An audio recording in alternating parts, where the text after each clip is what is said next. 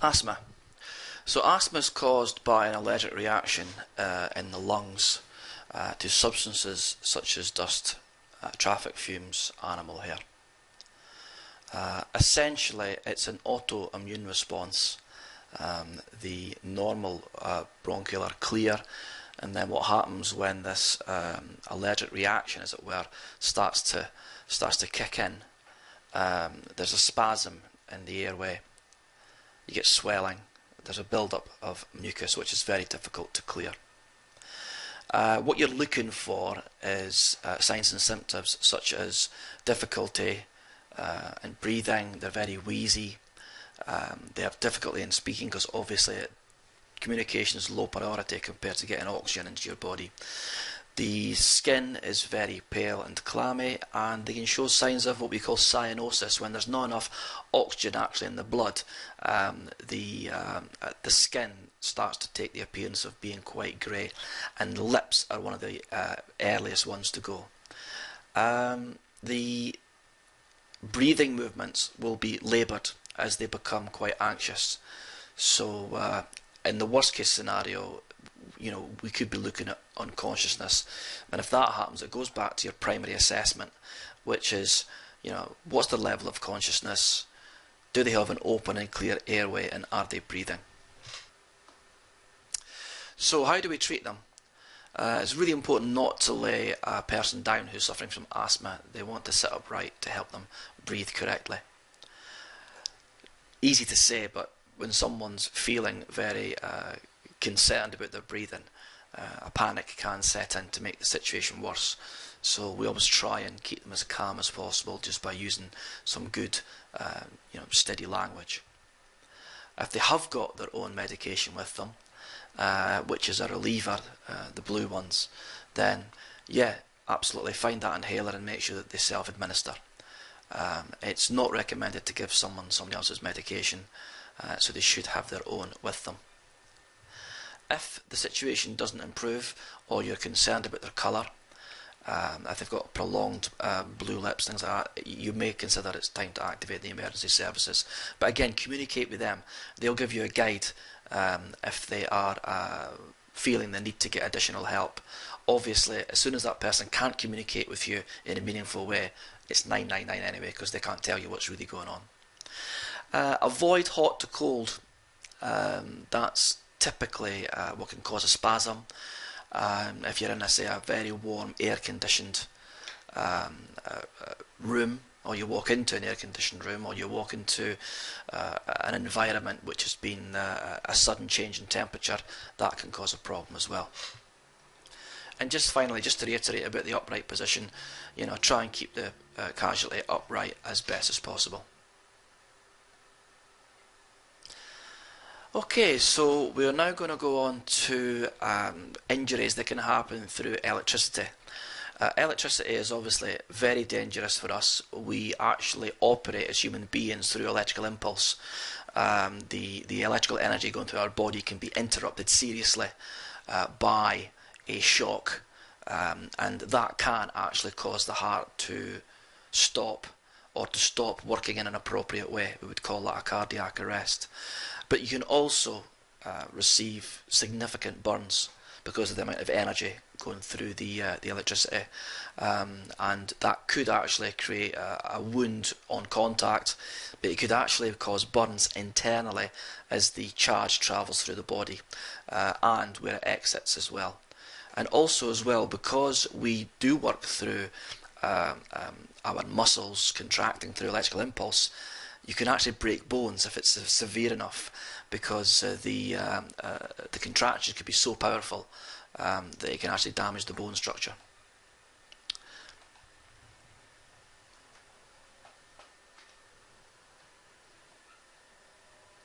So we're going to go on to wounds, bleeding.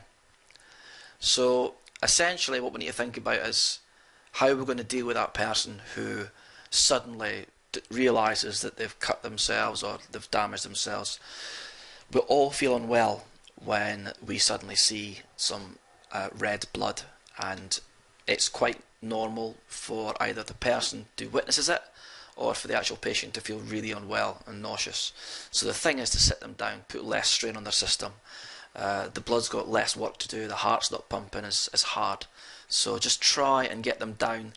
Ideally, I would actually sit them on the floor if possible, because if they do become faint, they've got less distance to fall. If you sit them on a chair, if it's a serious injury, you might get problems. If it's a leg injury, they've got to sit down anyway.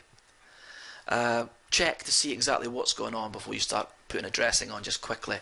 If they've got something in there, glass or something broken in there, you don't want to suddenly whack a dressing on. So quick inspection to make sure it's safe to put a dressing on.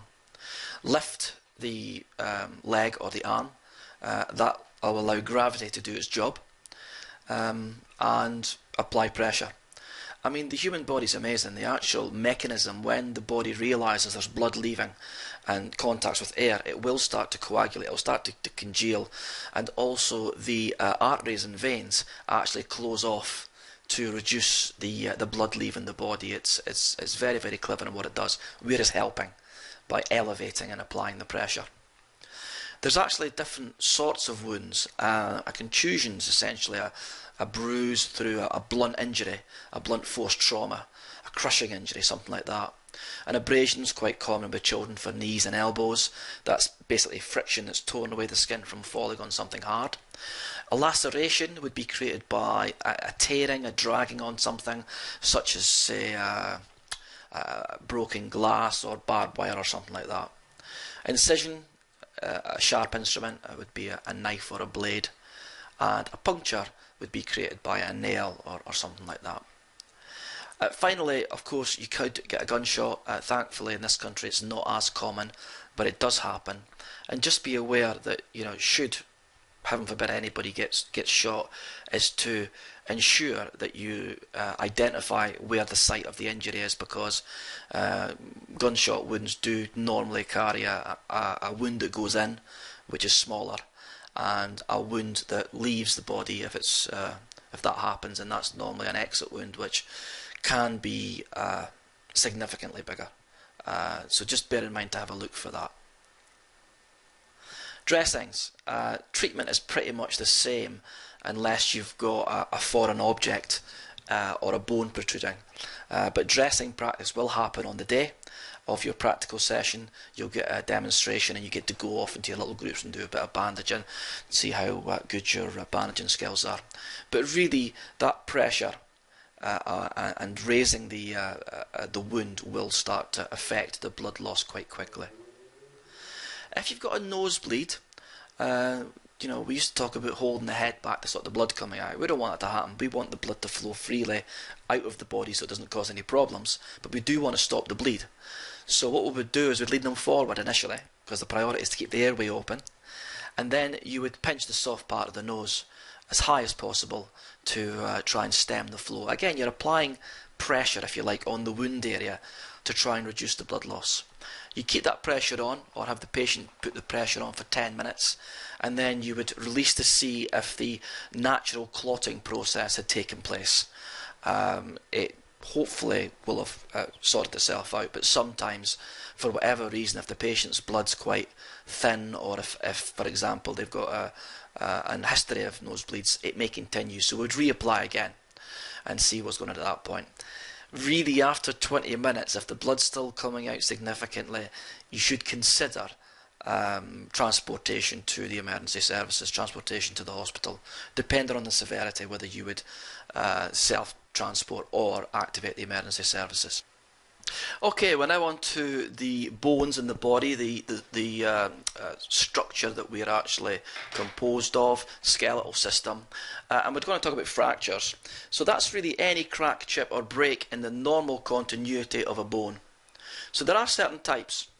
That's a closed fracture, which basically means there's been damage but it hasn't actually protruded from the skin. Really, that could only be identified properly from an x-ray. Open is quite obvious. It's actually protruding from the skin. It's caused damage and that could cause damage to the muscle, but also damage to the arteries and veins. That's a serious injury when that occurs. You've got a complicated fracture, which means that something's happened internally. It's pinched something, it's trapped something as well, causing damage to other parts of the body. So again, that's a bad one as well. And we've got green stick. That's typically in younger children who've got softer bones, and basically the bone will bend before it starts to crack. There are other types which are less common. There are something called a stress fracture. Stress fractures typically by somebody maybe doing excessive running on hard substances like concrete, or if they've jumped off a height. It doesn't actually cause a fracture as such, but you do get minute hairline cracks, which can obviously cause problems. So, pain's the most common thing. They'll be complaining locally that something's injured. They'll actually be saying something like, "Oh, I think I've broken X, Y, and Z." So that's obviously a good indicator. Loss of use. They've not got the actual use of their hand or leg. Unnatural movement. The how it should be moving just doesn't look right, so the visual inspection will be quite obvious. There's swelling or bruising, and there could be some deformity depending on how severe the injury. Irregularity as well, so if you were, say, feeling along an arm and it suddenly became an unusual shape or sensation, it suddenly became squidgy or very hard, that might be an indicator as well. And crepitus is basically a grinding of the bones. It makes a sound, and it's almost like a feeling they get that there's a grinding, and that's when the ends of the bones are actually rubbing together, which you can imagine just must be awful. So that's why we try not to move them as best as possible. And finally, there may be some tenderness in the area. So we're going to start looking at the mechanisms, what could have actually done this, and that's one of the main ones is direct force. So when you're given your questions, what's happened? Just by looking at the mechanisms of injury, are they next to a vehicle? Were they falling down some stairs? Did they fall against something? That'll give you an indication on whether there could be a good chance of an actual a break or a fracture.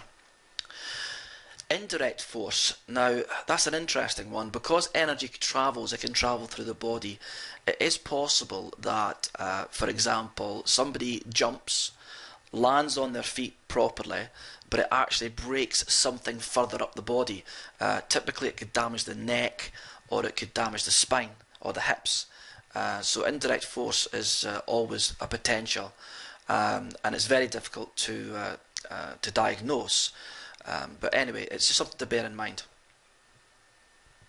Immobilization is basically allow them to adopt a position that they've found comfortable. Once they're in that position, I recommend you don't start moving them. So any treatment or any diagnosis, try and do it in the position that they have adopted. I'm not a fan of moving them around and splinting arms together and stuff like that. I just think that, if it's serious enough, you want to wait for the professionals to arrive before you start that stuff. If you've got an open fracture, then unfortunately there's a good chance there's going to be bleeding. So we would treat the bleed first before we started to consider the actual bones and stuff like that. So make sure that you deal with the blood loss as a priority. And if they've got some movement, you're going to practice more than likely on the day some slings. So you could use that and practice it for a sling. It's good for the arm and shoulder. And then you need to look at transportation, activating emergency services to get them professionally splinted and then transported safely. Right, we're now going to look at soft tissue injuries, and that comes under really the umbrella of strains and sprains, dislocations and bruising. So, always a bit confusion. I still get confused sometimes with this one. A sprain is essentially injury to the ligament. The ligament is the attachment, it's the attachment of the muscle to the bone which helps stabilise everything. And a strain is an injury to the muscle directly. And as you can imagine, a torn ligament is extremely serious because it affects the body's ability to actually control the joints. Muscles don't tend to be torn completely, and they can repair quite well. Ligaments do not. So it's something to bear in mind. If you get a damaged ligament, it's quite serious. So what we're going to do, I'm sure you've heard of this before, RICE, which is all about rest, so don't aggravate the injury. Apply ice, not indirectly. Wrap it in something to make sure that it's not going to cause any damage or numbing to the person. Compression, again, that would depend on how receptive they were for the injury site to being touched. Yeah. And elevation. And that's just trying to raise it slightly higher to let gravity do its work. You're trying to avoid swelling because that could become really painful and it could also damage the injury site. If it's involving a dislocation, you're going to look for deformity, the joints at an awkward angle, the knee, the elbow, the shoulder doesn't look right. They don't have any use of that limb or leg or arm. And the treatment's very same. Rest it, ice. Well, compression may be difficult, it depends, but just immobilise, try not to move them. Bruising, exactly the same. It's rest, ice, compression and elevation, and that will help to reduce the bruising.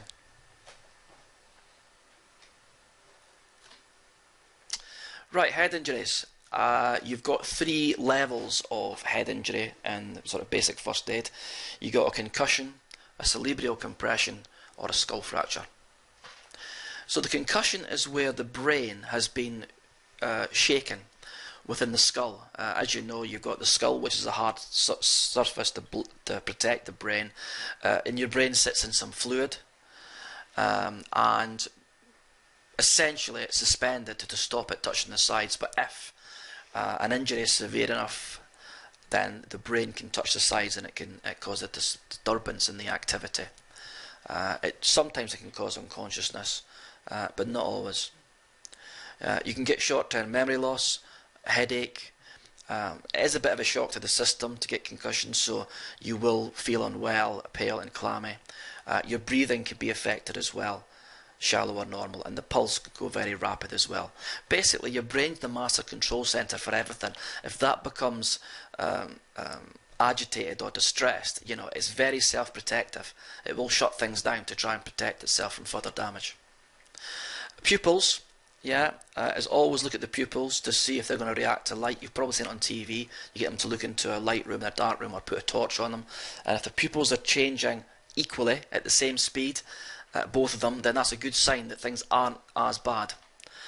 However, there is a good chance that there's going to be a sense of unwellness. Shock is basically, it's a shock to the system, so there's going to be nausea and a chance of vomiting as well. So bear that in mind. Just set them in a position whereby it could happen. It's quite common.